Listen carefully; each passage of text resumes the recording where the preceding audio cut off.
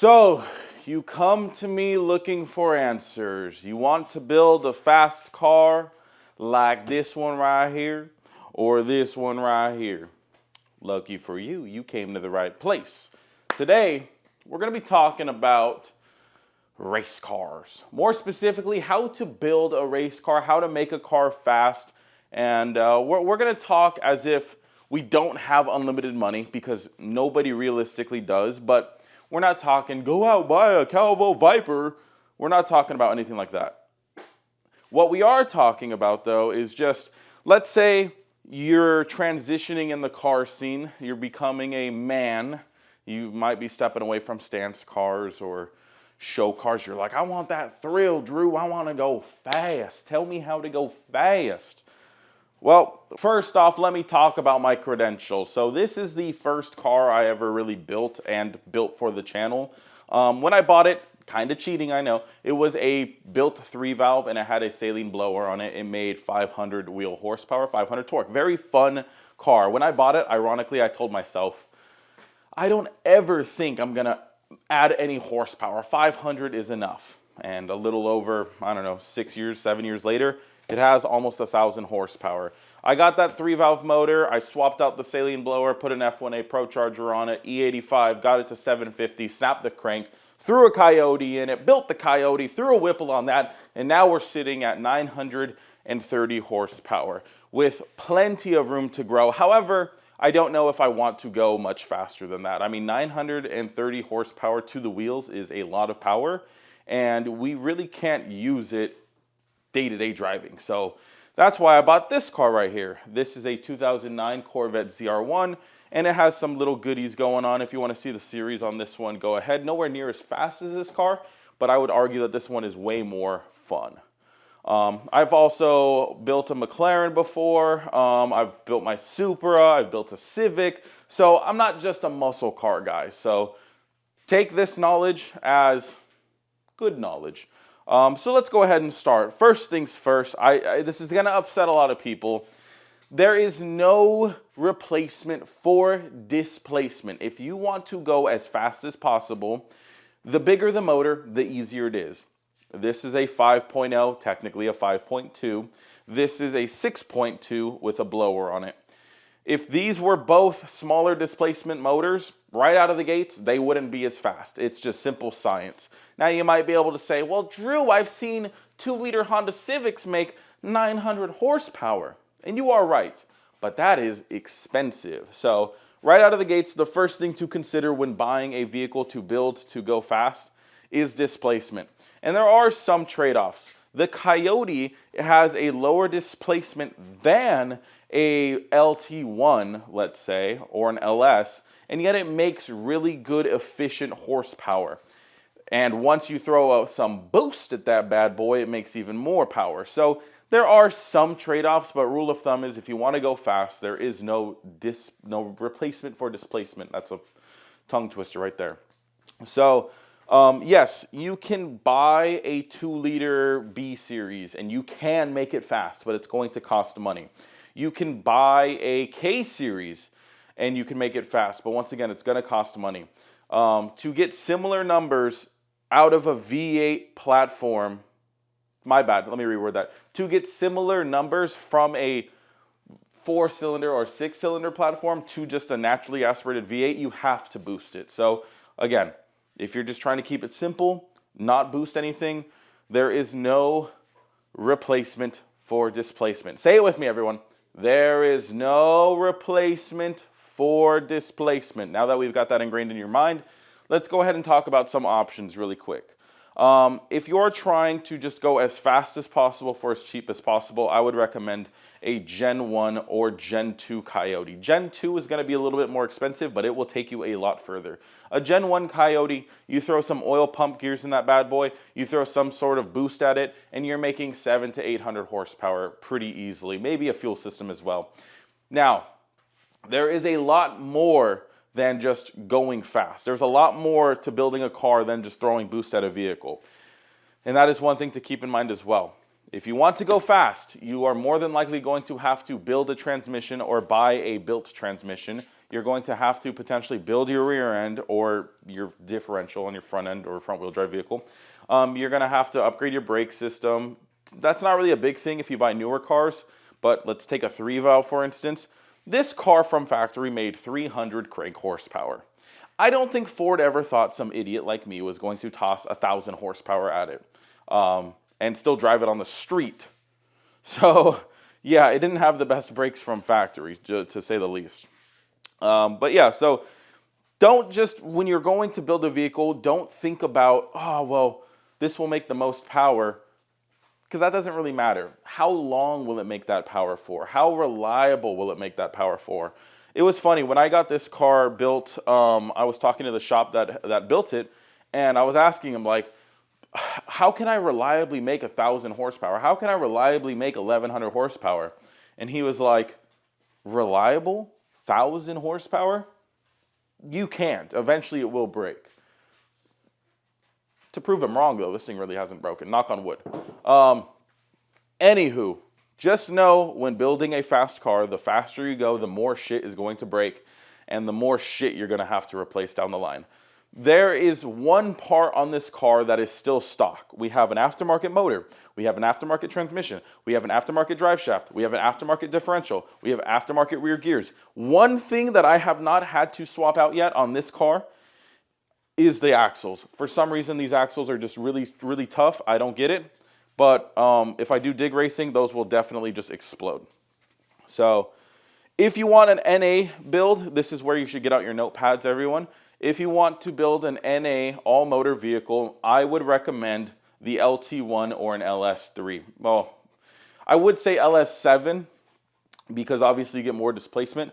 But realistically, nobody's spending the money to buy one of those platforms. And if you are, then you already know what you're doing, no offense. I'm talking about if you're just trying to get into a cheap vehicle, not a Z6, Z06, or a 5th Gen Z28, of course. LT1, LS3, I mean, I wouldn't recommend really LS1, just like I wouldn't really recommend an NA Coyote. Coyotes love boost. And so to do a full bolt-on Coyote, although you can make them fast and easily beat Hellcats, Hellcats aren't all that fast in the grand scheme of things. So if I were to choose one, I would probably go with the 6.2 LT1, pair it up with a 10-speed auto into the 6th Gen Camaro, and it would probably be a monster. You do full bolt-on, E85, you could cam the motherfucker, and that thing will be rowdy as fuck. You'll probably make 600 plus wheel horsepower on a setup like that. That's what I would do for an NA car. If you are boosting a vehicle and you want to just be as fast as possible for probably as cheap as possible, you have two options. You can build a Civic with a K24 and boost that, similar to my setup, or you can build a Coyote. Now you might be saying, Drew, how is a Civic with a K24 able to keep up with a Coyote? Those are two completely different things. They are. But there is something that a lot of people don't understand, especially the people that go out and buy fucking Hellcats and think that they're the fastest things in the world. Power to weight ratio is way more important than just horsepower. If you have a good power to weight ratio, you will beat a lot of vehicles. I had some numbnuts telling me that his power to weight ratio in his Civic was better than the power to weight ratio in this Corvette. I had a feeling he thought that this car weighed like 4,000 pounds, which it doesn't. But I did the math, and his Civic would have to make 500 plus wheel horsepower to contend with this vehicle. And he was a NAB series, so it just wasn't the case. But yes, let me break this into some real world examples. My EG hatch with a K24 swap and a turbo laid down 460 wheel horsepower. 460. That's like what new Coyotes come with stock. Granted to the crank, but you get what I'm saying. 460. Not a whole lot of horsepower on paper. A lot of people would honestly call you slow if you said your car made 460 horsepower nowadays. That vehicle was able to beat easily Hellcats. It was easily able to beat my buddy's boosted Coyote on 91, and he was also a manual. But it was easily able to beat him. I guarantee I would have beat my buddy's 650 wheel horsepower SE300. It was a monster. and it was so low-key looking and relatively cheap as well.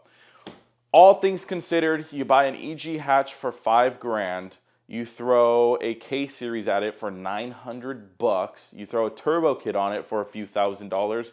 Throw a fuel pump in it, E85, and you're making some pretty good power. And it was reliable too.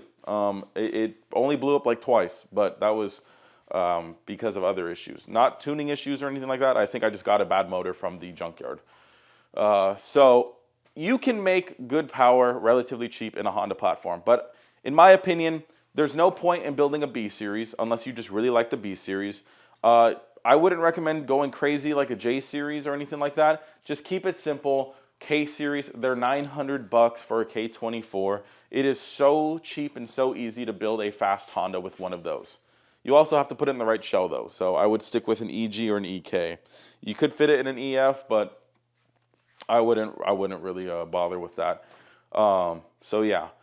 If you want an American muscle car though and you want to go fast, the only true answer, and I'm sorry to say it, is pretty much a Coyote. It is not any cheaper with any other vehicle, I think, to make 800 to 900 horsepower. Any LS you're going to have to probably build to get that power number. With a Gen 2 Coyote, you can pick up one of those for probably low 20s for a clean one and high teens for maybe one that's been a little thrashed. You can pick up one of those. You can get the 6R80 or, I mean, you could get the MT82, but I wouldn't really recommend that. And you can throw oil pump gears at it, throw E85 at it, and throw some boost at it, and you'll easily make 800 wheel horsepower and beat most cars on the road. Unless, of course, you come across me. But, yeah, if you want to build a fast car, that's the route I would go. If I were building another fast car, and my ultimate goal was the cheapest car to go as fast as possible, that's probably what I would do. Gen 2 Coyote. You know, cry yourself to sleep at night. Automatics are faster than, you know, manuals. So you get the 10R80, 6R80, you're going to beat most manual vehicles out there with the same horsepower. It's just that true.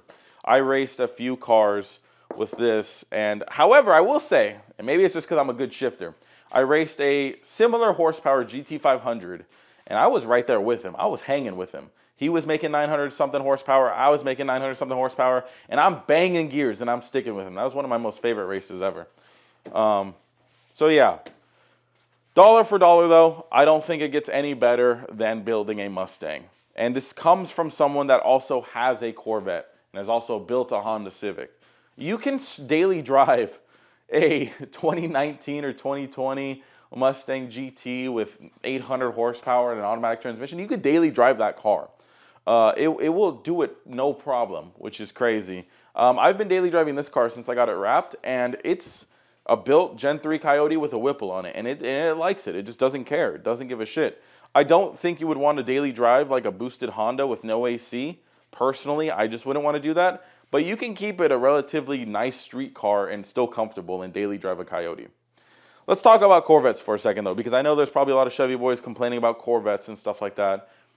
Corvettes, although great, fun sports cars, they are expensive to go fast. They're more expensive than a Coyote. It's just that simple.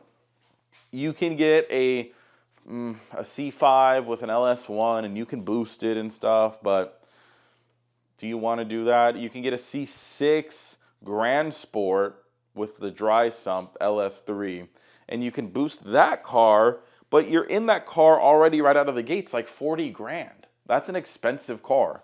You're in one of these, half of that. All said and done with the boost, you're probably in a Gen 2 like 30, 35 grand. I don't think you can get any faster than a Gen 2 with a 10R80 and a blower on it. I just don't think. For the money, I don't think you can do it. I don't know much about European cars and building those. I've never built one. So I'm not going to speak on their regard. Maybe there is a cheat code with those too. I know you can do like downpipe and tune and stuff on the B58s, but I don't think dollar for dollar. I mean, if you're buying the cheapest B58, which is, what, a 340i maybe? What do those go for? Mid to high 20s? To get that car to 800 horsepower, I don't think it's happening for as simple as it would with a Gen 2. And I'm not trying to just glaze this car. I'm just speaking facts. It's just not happening, in my opinion. I could be wrong, but from what I know, I don't think it's happening. So the cheapest option for a Corvette to go fast would be to buy a base C6 with the LS3, and you could boost that. But even then, I mean, you're still in that car 20-something thousand. You boost it. I mean, it'd be similar, but I don't know if you would get 800 out of a stock LS3. I've never built an LS3. I know you can make good power out of them, but it just seems like there's probably a lot of supporting mods that need to go into it to make it do that. And for how long? A Gen 2 Coyote will live at 800 like there's no tomorrow. But if both cars had 800 horsepower, then this car would win. It is just lighter. It is more aerodynamic. It is more designed for it. So what have we learned so far? Let's go over our notes really quick and summarize, because I am just yapping after all. This isn't very organized, but let's go over our notes. If you're building an NA King, I would go with an LS3 or an LT4. My LT1, my bad, LT1. Don't fucking shoot me. Go with an LS3 and an LT1, 6.2 liter, big displacement, raw horsepower, a lot of torque, nice platform. Pair that with the 10R80 that comes in the 6th gen Camaros, and you've got yourself a monster. If you're going for boost, if you want an import, your only option is pretty much the K24. If you want an American muscle vehicle, you could do LS3, but realistically, I think your best bet is a Gen 1 or Gen 2 Coyote. Gen 2 is king. No if, ands, or buts. I hear people saying Gen 2 is even better than Gen 3, which is what I have. So we'll have to see how the Gen 4 stacks up once they become tunable. But yeah, so what have we learned? Everyone repeat. NA King, LT1, best for boost, Coyote, or K24. We have left out one category, and that is inline sixes. So we're talking 2JZs, N54s, RBs, Barra, whatever. We've left out a few of those. And the reason why I have yet to mention them, and this is just, again, nothing but fact, is they're expensive. They are very nice motors, and they make good power. I mean, a stock 2JZ will make plenty of power, but not many cars come with a 2JZ GTE. So you're kind of shit out of luck when it comes to building one of those. And swapping one of those into a car is already going to cost you $20,000 plus just to get everything up and running. Not even to make fucking good power, just to get it in and to get a transmission paired to it and the ECU and the turbo kit and everything. It's going to cost you like 20 grand to make 600 horsepower. So that's why I've left those out. I would know because I've swapped one into a fucking Mustang, and I also have my Super project going on in the background. So just don't act like I don't know what I'm talking about when it comes to at least JZs. N54s, I wouldn't put that upon my worst enemy to build one of those. So just don't. I know the price is very enticing. Don't. I don't know anyone with an N54 that runs. So let's just say that. I don't. So, and then, you know, RBs. I know RBs to make power alone are expensive. And once again, same thing with the JZ. You can't really get them in any cars that you could just readily go and buy like you could a Coyote or an LS. So it's just a little bit of a complicated issue with those. Best bang for your buck, K24 or a Coyote. Hell, you can get a fucking... You can get a work truck Coyote, swap out the cams, and it's the same thing like the LS. You can go to the junkyard, get a fucking work truck LS and do the same thing. So for people saying that Coyotes are more expensive, a little bit, but they're damn near pre-built. Like, they make good power. So it's just factual. So yeah, if I were to pick up a car, just a car, to go fast, oh God, that's a hard one. I mean, it doesn't get much better than, you know, the Gen 2 facelift Coyote with the 10R80. The 6th gen Camaros with the facelift, I think, are ugly. But besides that, it's just like, I've never been a fan of NA builds. Like, full, you know, max effort NA cars, never really been a fan of that. In my opinion, it's way more expensive to make power going a full NA King. And I just don't really see the point in it. I would just boost it. I do like NA for like track setups. You know, if I was building a track dedicated car, oh, C6, Z06, C6 Grand Sport, 100% non-boost both of those, and go to the track and have some fun.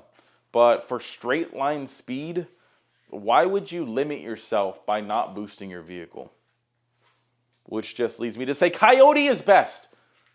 Get a Coyote. Just get a fucking Coyote. If you want to go fast, get a Coyote. You will not regret it. Don't go out and get a Hellcat. Don't go out and get a Corvette. Don't go out. I mean, you can get an LT4, I guess. If you want to go fast, the C706 will go fast too. But don't go out and waste your time on anything else. Just, if your only goal is to go fast, be a smart man like me and get a goddamn Coyote. That's the only reason why I ever bought a Mustang. I didn't buy a Mustang because I was a Mustang fanboy. I grew up as a Chevy fanboy. My dad is a hardcore Chevy guy. He loves Camaros. He loves 69 Camaros is his favorite car. I grew up in a Chevy household. But when it came around to purchasing a vehicle, I looked up all the specs, I looked up all the prices, and I figured, a 2013 Mustang GT makes 420-something horsepower, and they're so cheap, and they look good, and they sound good. And I farted. And so that's why I went out and bought a Mustang. I didn't buy a 2013. I tried to, but I had no credit, so no, wouldn't let me buy it. But yeah, if you are an import guy, though, I mean, again, you can make imports fast. I'm not trying to say that you can't. Any car can be fast. The issue with imports is you're just starting at the bottom in a way. Like, you have to make up for so much just to keep up with an NA version of these. Once these go boosted, it is extremely hard. But I'm not going to sit here and act like I've never been gapped by an import. In this car, I don't know. I don't think I have in this car. I know I have in the Supra. I got gapped by an Integra pretty bad back on its old setup. But in this car, I don't know if I've ever been gapped by an import. I don't think I have. But you get what I'm saying, though. Any car can be fast. The whole point of this video, though, was just talking about monetary as cheap as possible. Yeah, you could build a B series. Yeah, a B series can make good power. Yeah, you can build a K series. Yeah, you can build whatever the hell you want. You can build a D series. But it's just going to get more expensive to make similar powers to what these make from factory. So that's my thing. A boosted B series is not going to make 400 wheel horsepower unless you build it. Sorry. Let's see. Did I cover everything? I think I did. To summarize, if you want to go as fast as possible, buy a Mustang. I'm not glazing them. Ford isn't paying me. It's just a fact. If you want to have the most fun, though, buy a Corvette. You will have the most fun in a Corvette. No ifs, ands, or buts. You can have fun in slow cars, too. So you can have fun in Civics and BRZs, but we're not even going to cross that line. Anyways, how long has this video been going for? How long has this rant session? 22 minutes. We can get a little bit more out of this. Let's talk about some cars to avoid, I guess, if you want to go fast. FRS, BRZ, GT86, those are pretty obvious answers. Anything Acura, I don't think anything Acura will ever be fast. Maybe the new Type S, maybe, but still yet to see that. BMWs are fast nowadays. Those have come a long ways. I mean, back in 5 years ago, the only thing that was fast from BMW were built N54s, but now they're throwing B58s and S58s in a lot of cars, so a lot of them are fast. Audis. Yeah, you can build a fast Audi, RS3, TT. You can build some fast ones, but other than that, I don't know if I would touch them. Let's talk about some American cars. A C8, don't buy it unless it's a Z06. I know the prices on them are coming down way fast, especially the base models. But even at that price, it's a great car, but, oh God, it's just so cookie cutter now. It's so, like, I hate to say it, but the C8 Corvette is an NPC car already. It already is. They're a dime a dozen here in SoCal. Maybe not in, like, the Midwest, but here, I guarantee when I ride my motorcycle to my parents' house in a couple minutes, I guarantee I'm going to see, like, 2 C8 Corvettes. They're just so cookie cutter nowadays. I wouldn't buy one unless it's a C8 Z06. Those are fucking monsters. I love those cars. Let's see. American cars. Anything from Ford. I mean, if you want to go fast, I wouldn't buy like a Focus ST. Fiesta ST, I definitely wouldn't buy. Focus RS maybe, but again, it's just a different level of fast. You're not going to get to 700 horsepower with that. It's just not going to happen without a lot of money being dumped into it. But you can still make them quick. Chevy-wise, we already covered Corvettes. 5th gens, although I do like 5th gens, I wouldn't advise them as much. Even though I see like built ones online and I'm like, wow, that thing must be fast. When I see it stacked up against other vehicles in similar horsepower ranges, it still just somehow loses. I don't get it. Maybe it's just the way they're shaped. But I like 5th gens, so it is what it is. 4th gens, I know, are notorious for having weak rear ends. I think most guys usually swap it out for a Ford rear end because Ford is built tough. What else? Dodge. Ooh. Don't buy a Scat Pack.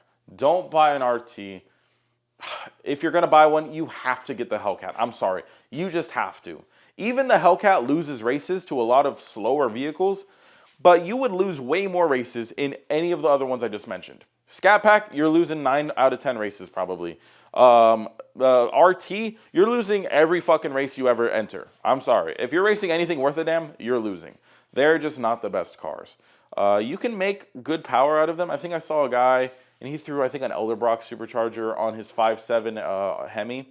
And I think he made similar power to the Hellcat, but it's not a Hellcat then. Yeah, just buy the Hellcat. If you really want one so bad, save your pennies. It'll be worth it.